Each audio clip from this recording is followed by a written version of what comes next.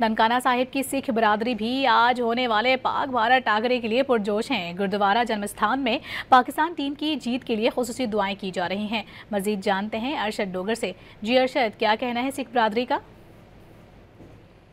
जी बिल्कुल, Asia cup में बड़ा टाकरा होने जा रहा है जिसमें भारत और पाकिस्तान एक दूसरे के मद्दे मुकाबल होंगे। पाकिस्तान की जीत के लिए गुरुद्वारा जन्मस्थान में खुसूसी अरदास और दुआएं की जा रही हैं। मेरे साथ इस वक्त सरदार बलवंत सिंह मौजूद हैं। मजीद तफसीलात उनसे जानते हैं आगे आज के मैच के हवाले से उनका क्या कहना है। जी अस्सलाम वालेकुम सत श्री अकाल। अज जिहड़ा मैच हो रहा एशिया कप का पाकिस्तान और भारत का बड़ी खुशी वाली गल है कि दोनों का आपसी प्रेम प्यार बनिया मैच खेलने वास्ते।